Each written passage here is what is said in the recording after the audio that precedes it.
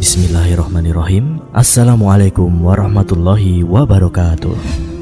Sobat Muslim, tentu kita pernah dan mungkin sering mendengar bahwa dikatakan oleh beberapa orang kalau Nabi Ibrahim alaihissalam adalah beragama tauhid. Ada pula yang berkata bahwa beliau adalah pembawa agama Yahudi, sedangkan Nabi Isa alaihissalam adalah pembawa agama Nasrani. Tentu ungkapan seperti ini sangatlah tidak benar, dan bisa dikatakan hal tersebut adalah perkataan yang sangat ngawur dan jauh dari nilai-nilai seorang muslim sejati. Padahal hal tersebut sudah Allah Subhanahu wa Ta'ala bantah ketika kaum Yahudi mengklaim Ibrahim itu beragama Yahudi dan kaum Nasrani mengklaim Ibrahim itu beragama Nasrani. Kemudian mereka berdebat untuk mendapatkan pengakuan status agama Ibrahim, lalu dibantah oleh Allah Ta'ala, di mana Allah Subhanahu wa Ta'ala berfirman yang artinya, "Hai ahli kitab, mengapa kamu membantah tentang perihal Ibrahim, padahal Taurat dan Injil tidak diturunkan melainkan sesudah Ibrahim? Apakah kamu tidak berpikir?" Al-Quran Surat Ali Imran ayat 65.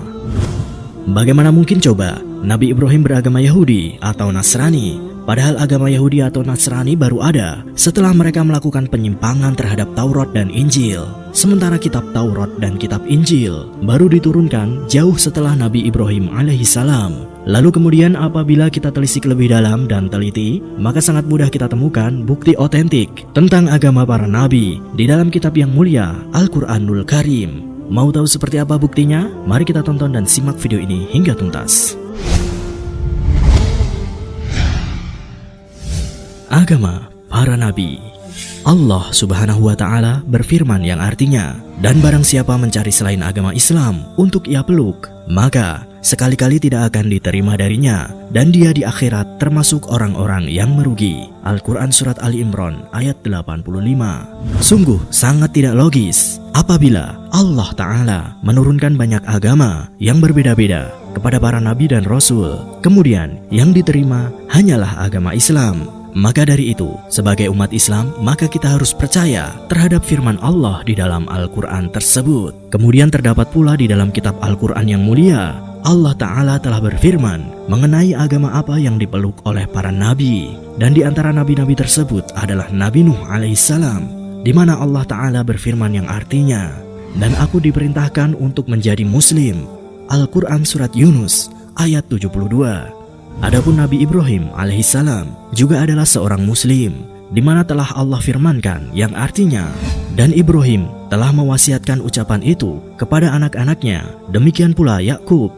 Ibrahim berkata, "Hai anak-anakku, sesungguhnya Allah telah memilih agama ini bagimu, maka janganlah kamu mati kecuali dalam memeluk agama Islam."